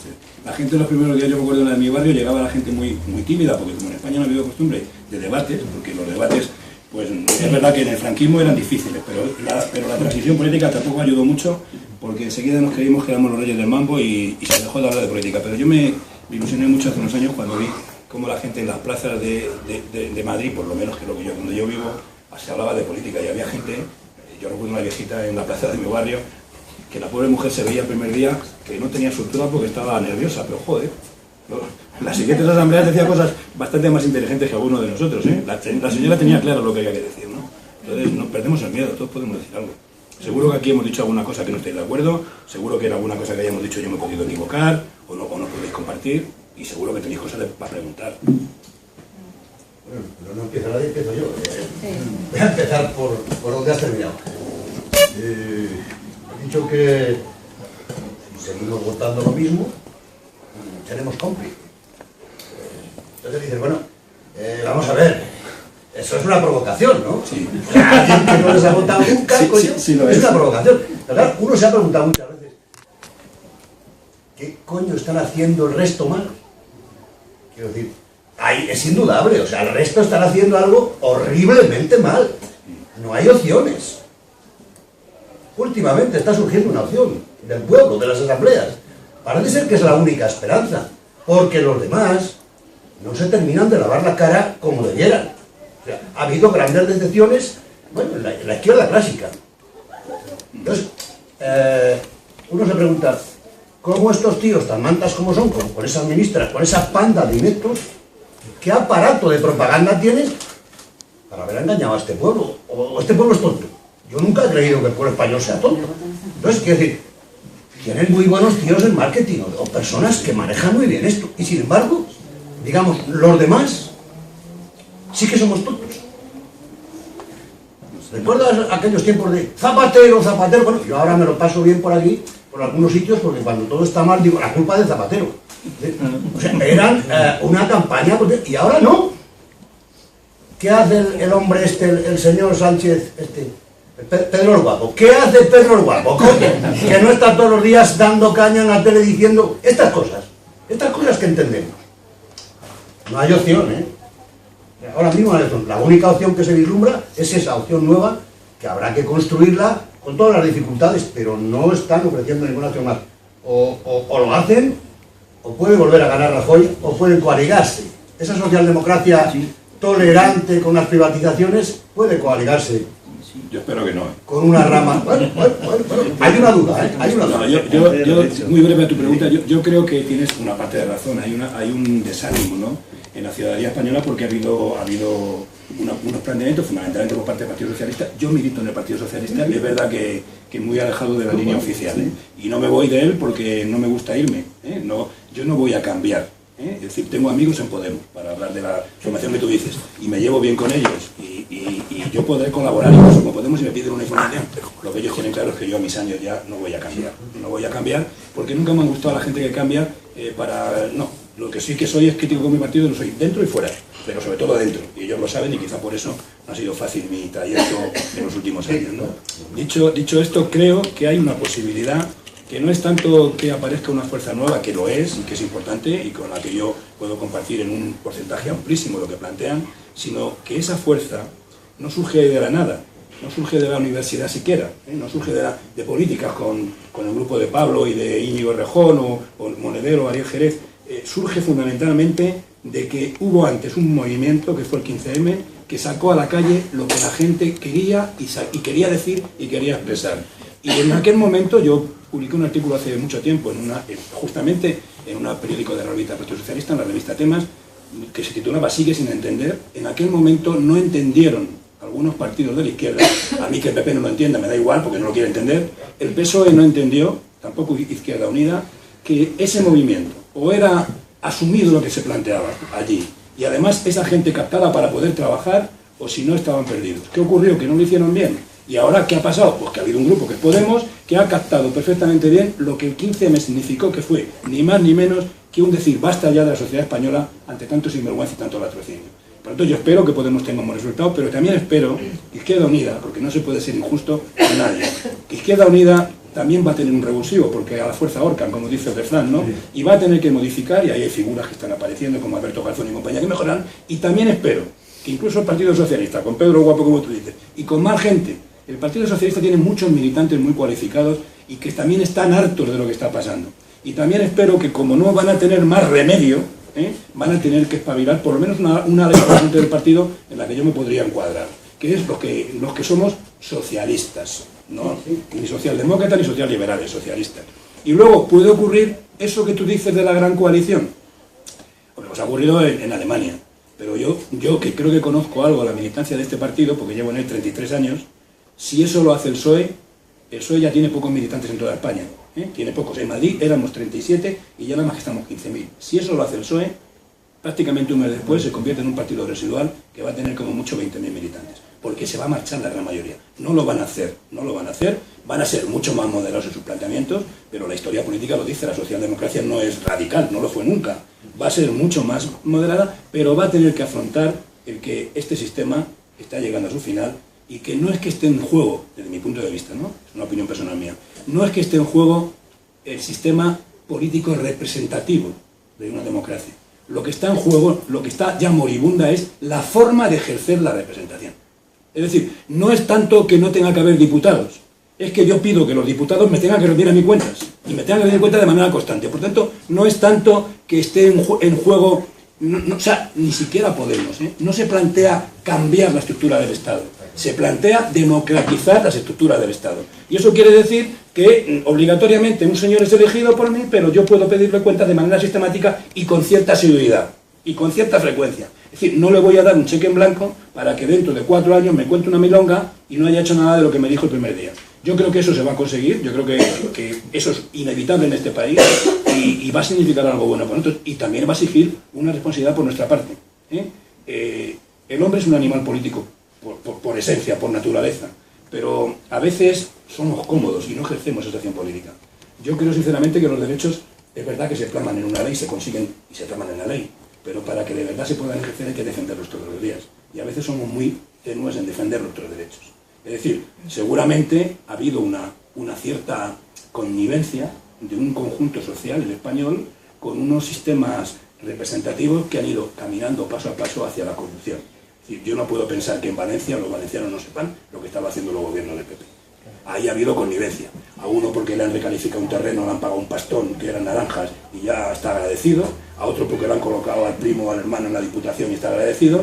Bueno, pues yo creo que en España esa connivencia se ha acabado, la gente ya está harta y la gente ve como la juventud tiene muy poca salida, como la gente mayor va a tener dificultades, los jubilados van a tener problemas, si se mantiene la política perdemos poder adquisitivo cada año, con pensiones que son de miseria en muchos casos, y por tanto hemos dicho basta, y yo creo que ese sistema va a salir adelante, y seguramente las elecciones autonómicas lo van a mostrar. Santiago, yo cuando empezó el tema del ébola, comentaba en casa, en plan retórico por supuesto, el día que se infecten de ébola la Thatcher y Obama, esto se resuelve. Es cuestión de dinero, es decir, es cuestión de dinero, porque a mí me da esa impresión. Mientras el ébola estaba apartado en África, como otras muchas cosas están ahí apartadas en África. Por cierto, voy a hacer un paréntesis para decir que yo recuerdo a un amigo que se fue a Mozambique y me decía: el día que todos los africanos se agarren del brazo, se pongan juntos y empiecen a subir, vamos al Cantábrico. Bueno, es cuestión de dinero. ¿El ébola? Sí, el arreglar. Yo creo que, bueno, en mi opinión, el ébola se arregla con poco dinero, lo que se arregla es con buena organización. Por eso te digo que cuando tú hablas cuando se habla de los lobbies de farmacéuticos, hay que tener mucho cuidado, o sea, que ahí nunca está nada claro. ¿Entiendes? O sea, que incluso existen políticas de fabricación de vacunas y de vacunaciones masivas que lo que conllevan es unas ganancias tremendas para unas compañías. Mira, en mi opinión, por ejemplo, la gripe ahora mismo es un problema mínimo, no es un problema vacunable, porque las cepas de gripe que existen pues no son cepas dañinas, y son cepas que precisamente se está vacunando a la gente que tiene más edad y que es precisamente la gente que puede tener más anticuerpos por haber estado en contacto con un montón de virus de la gripe de diferentes categorías. O sea, que te quiero decir que nada de lo que hace ahora mismo la industria farmacéutica está claro, todo está en discusión, porque lo dijo un francés que el día en que la Organización Mundial de la Salud le cedió los medicamentos a la Organización Mundial de Comercio, se acabó el asunto. Entonces, por eso te digo que el ébola no sabes qué va a pasar, y no sabes qué va a pasar porque no sabes si por una parte va a ser un negocio o no. Entonces, es probablemente que con las vacunas hagan el negocio, porque no sabremos muy bien cómo funcionan, si funcionan, si no funcionan, e incluso se empezarán a vender a determinados gobiernos antes de que se sepa cómo funciona. O sea que igual pasa con los antivirales ya se están convirtiendo en una cosa tremenda. O sea, para el SIDA han funcionado muchos, pero hay otros muchos que no han funcionado y se han vendido igual. Porque ten en cuenta que están siguiendo unas políticas de vender antes de saber para qué sirve. entonces eso es una cosa muy terrible. Yo el ébola le tiene perplejo porque no es una enfermedad muy importante desde el punto de vista epidemiológico, es decir, que el problema que tiene es el pánico que causa por lo que mata. Pero mata, ten en cuenta que, pues no sé, no me acuerdo bien, pero me parece comparado con el SIDA es una hermanita de la caridad. ¿Entiendes? Comparado con la tuberculosis es otra hermanita de caridad. O sea que tanto miedo al ébola, pero los millones de gente que mata todos los años el SIDA y los miles de gente que mata todos los años la tuberculosis, que son también enfermedades de la pobreza, pues me parece a mí que no es para estar tan asustado, salvo si te toca, claro, no estar tan asustado con el ébola. Pero yo creo que el ébola lo que quieren es tratarlo y vacunarlo.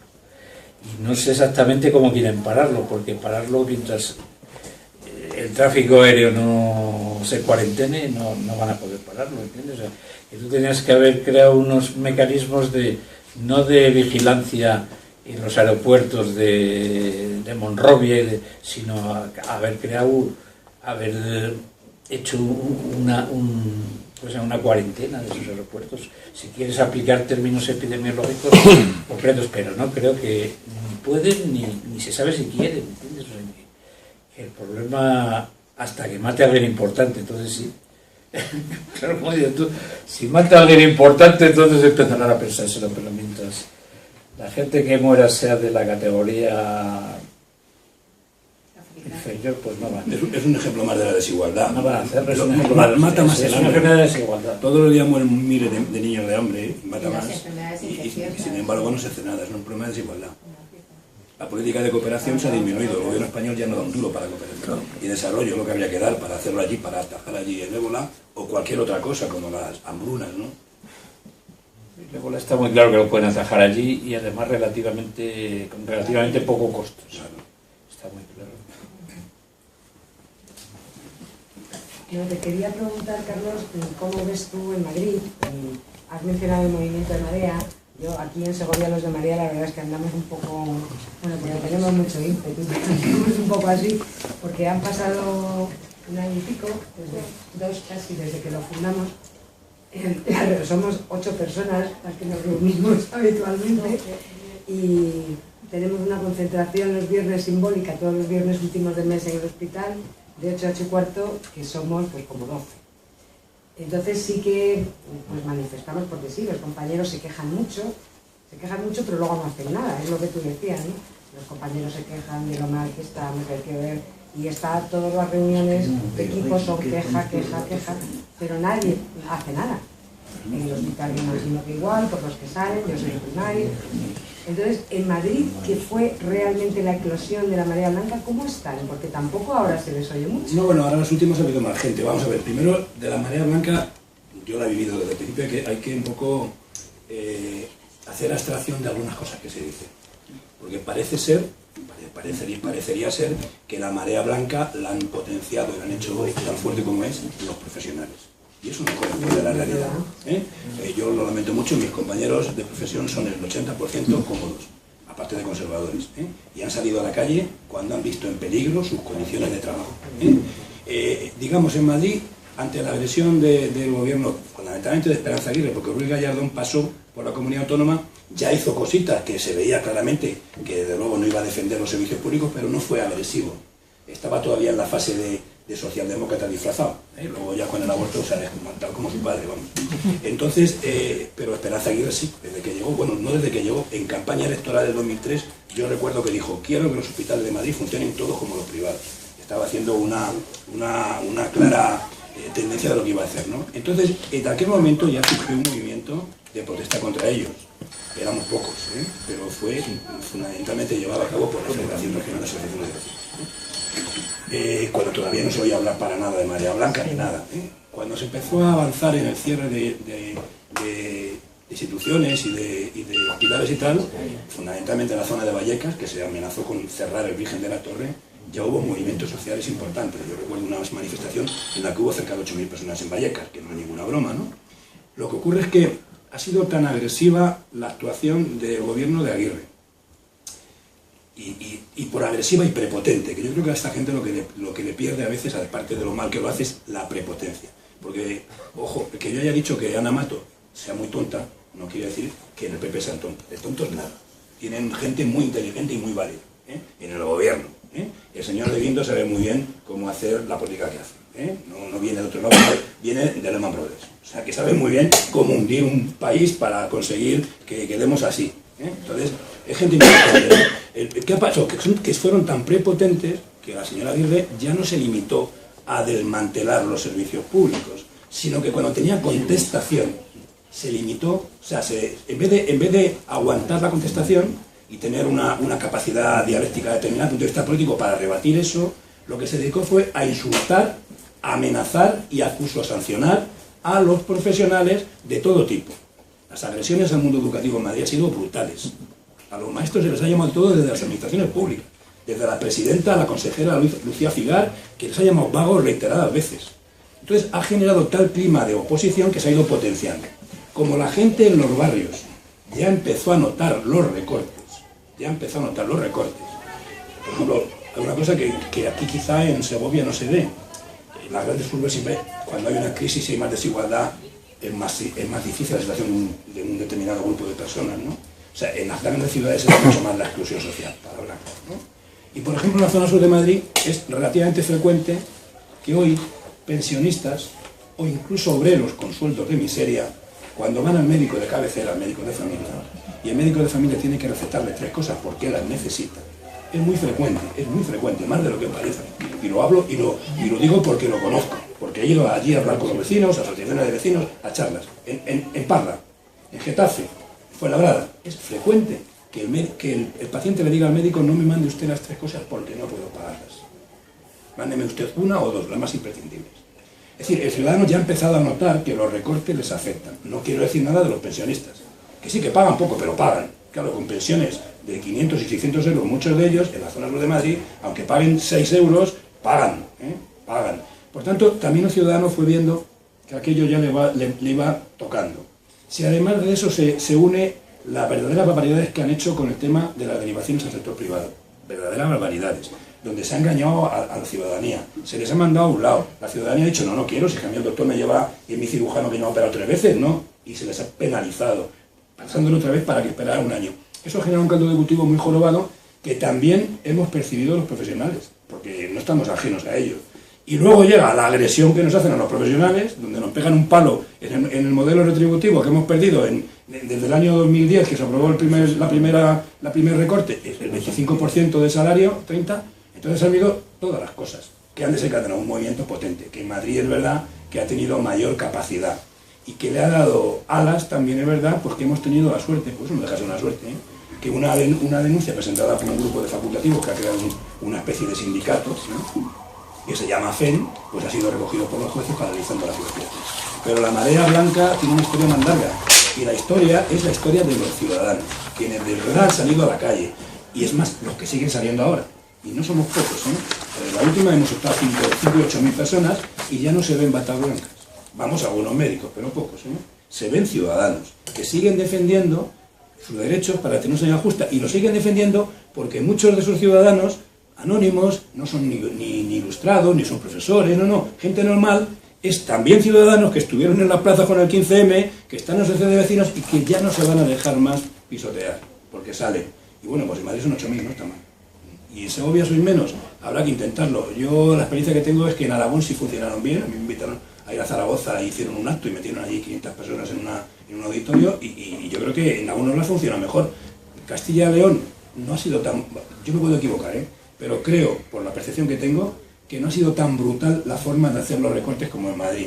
Ha sido más civilina, más inteligente. Bueno, pues eso a la larga... Además, creando diferencias entre los médicos, por ejemplo.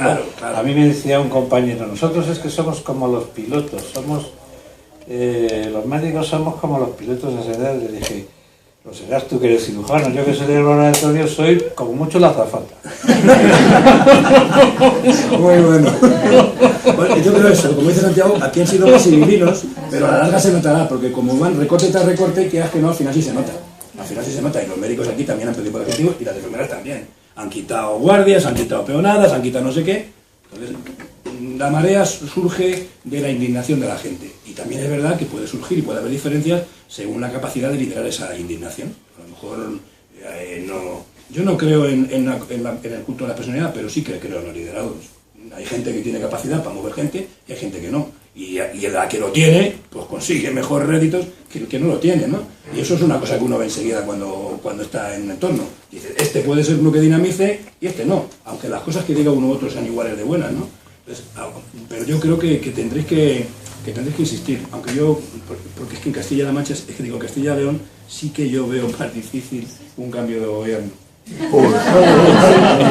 Yo personalmente, eso es mi análisis político, yo creo que en Madrid se da, en Valencia se da, en Castilla-La Mancha es probable que se dé, seguramente en Aragón pueda darse, pero en Castilla y León es que aquí son no sé cuántos años ya, desde que echaron a Demetrio en Madrid por una acusación que luego se probó falsa, es que ya aquí han pasado gobernando mayoritariamente siempre, pero además es que el Partido Socialista gobernaba en España, pero en Castilla y León cada vez le daban las hostias más grandes. Entonces yo lo veo más difícil, pero también les digo una cosa, hay ese fenómeno que planteaba el compañero antes, que se llama Podemos, y que Podemos puede hacer invertir eso que parece ahora irrealizable, y es que Podemos está consiguiendo en las encuestas, pero parece ser que cuando las encuestas todas coinciden, es que el clima está ahí, está consiguiendo porcentajes altos de intención de voto en zonas incluso donde no parece que hubiera mucho contestación política, así que vamos a esperar.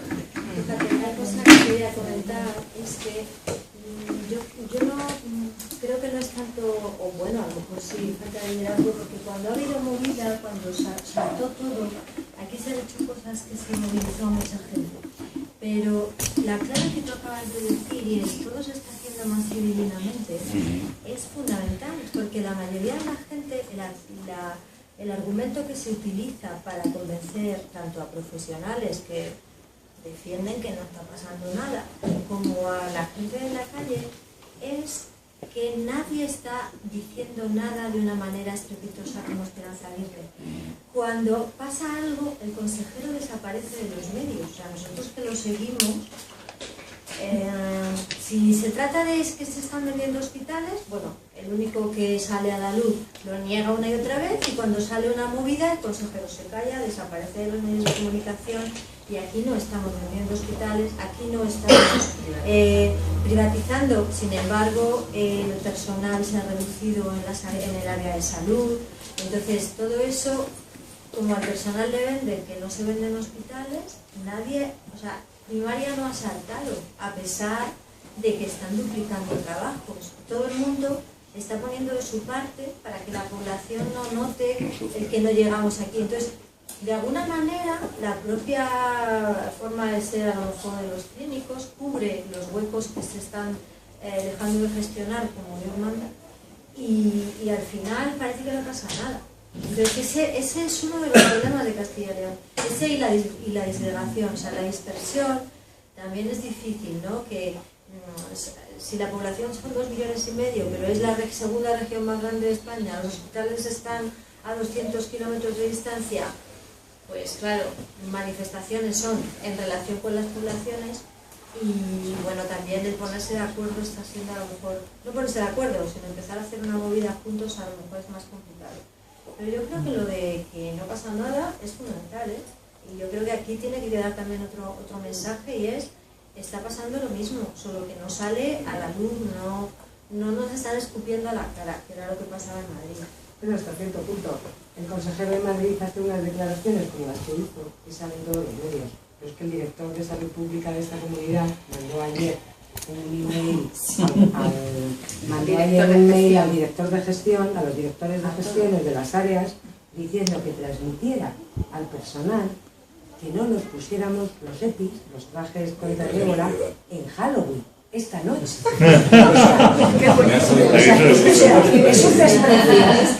un desprecio.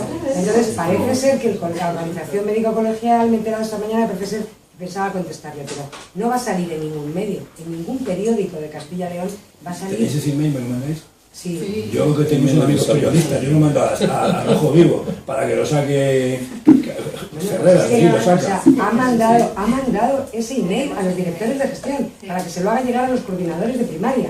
Pues si yo te dejo mi email y me lo mandas, pues tómalo también. Mi email es... Oye, en el blog del foro lo sacamos, o sea que no hay ningún problema. Si está, lo ponemos en todas partes. Sí. Lo que pasa es que también hemos detectado que algunas cosas que se envían las publican en los periódicos, otras cosas. Y otras no. La prensa se publica cuando quiere. Los medios hacen mucho. La prensa te publica cuando quiere. Yo, que no me puedo quejar, pero por ejemplo, El País, yo publiqué en El País 4 tribunas, no me he vuelto a publicar nada hace 6 años. O sea, lo que yo digo no les interesa. El País tiene otra línea. El grupo PISA es el mismo, Huffington Post sí me publica, solamente de temas sanitarios, porque eso sí que tiene exclusividad. Yo escribo de temas de política sanitaria, pero si escribo, por ejemplo, un artículo contra la política neoliberal del gobierno de Rajoy, no me lo publica. Eso lo publico en otros sitios, ¿no? Pero es verdad que, por ejemplo, el diario El País, yo ya no le mando nada, porque sé que me va a decir que no. Me lo dice siempre de muy buena manera, porque incluso me dicen que sí, que lo consideran muy interesante, pero que están llenos. Pues muy bien. Entonces la prensa publica pocas cosas, porque no hay, la prensa me refiero a la escrita. Pero hay prensa que tiene mucho seguimiento en digital, o sea, en internet, y que podéis mandar y publican cosas. Por ejemplo, La Marea publica, Infolibre publica, Diario.es publica, El Plural, hay que mandarlo y te publican. Pero está claro que si no se dice, no ocurre. Claro. Si no se habla, no ocurre. Entonces estamos en Lo que pasa es que a veces a lo mejor se publican cosas más generales, igual localismo es difícil. O a lo mejor es una vía de cambiar, no, pero eso con lo que pasa visible. Pero eso de ébola, con lo que estaba cayendo, si eso lo recoge Ferrera, vamos, que lo saca y lo pone allí, diciendo, con esta gente tan impresentable, miren lo que dice. De todas maneras, otra cosa cosa en relación con lo que habéis contado los dos. Lo que está claro es que la gestión que a nivel gobierno y a nivel Madrid están haciendo de la crisis del ébola, lo que denota es que solo se toman decisiones de cara a la galería. O sea, las decisiones que se han estado tomando no están en relación con una verdadera protección de la población, ni con una protección de los profesionales que estaban en riesgo, sino con, bombo y platillo, estamos preparados, pues eso podemos traer a gente, bombo y platillo, la sanidad pública ha funcionado bien, y dices gracias a Dios que ha funcionado bien y que no se han producido más contagios, porque el sistema no está preparado realmente. Entonces la gestión que hacen es muy de cara a la galería, no es una verdadera gestión que tú decías. Hay que tener una ideología determinada. No tienen interés en hacer eso. Claro. Ellos tienen una técnica, alguien hablaba antes de propaganda, aparte de que hacen un buen marketing, me decías tú, hombre, es que se han gastado mucho en hacer marketing. Es que Esperanza Aguirre, para decir en Madrid que nos iban a operar a todos en 30 días, cosa que además era mentira, estaban hasta en las marquesinas de los autobuses de Madrid, la enfermera diciendo, a usted le operaremos en 30 días. Todo ese dinero lo quitaron para no poder contratar a un médico de familia que está viendo 60 enfermos diarios, para no poder reponer un aparato de rayos que ya tiene una antigüedad que no funciona. Es que hacen propaganda, primero, hacen una propaganda. Lo malo que tiene tener una presidenta regional como ha sido Esperanza Aguirre es que la gente tan prepotente, luego después la hemeroteca le pasa factura. Cuando ella acusaba a la oposición en Madrid de que hacían una política de corte goebbeliano, Goebbels, ella sí que hace una política de propaganda goebbeliana. Intenta conseguir que una mentira repetida muchas veces se convierta en verdad. Y ahora le está resultando muy mal. Cuando ahora tiene que salir cada 2 por 3 y decir, no, es que yo no sabía que era tan sinvergüenza, le nombré porque aquí queda bueno. Es que si no se va a cansar de decirlo, porque le van a salir todos, que eran unos chorizos. Yo lo que tengo curiosidad es por saber quién es el Fernando ese que sale a hablar siempre, Fernando Rincón. ¿Cuál? Ah, el de Ébola. Este es el como que tiene una cara muy triste. Sí, es el director de la Agencia de Control de Alertas Sanitarias en Madrid. ¿Y ese que es médico? Es médico, sí, pero ese hombre en concreto por lo menos trataba de ser prudente hablando y no decía tonterías. Las tonterías más gordas no las dijo la ministra porque no habló. Las tonterías más gordas las dijo la directora general de Salud Pública, que además es especialista en medicina preventiva y salud pública. No es otorrino como yo, ¿no? Que es de las ramas. Siento aguar la fiesta, pero tenemos que... Bueno, muchísimas gracias.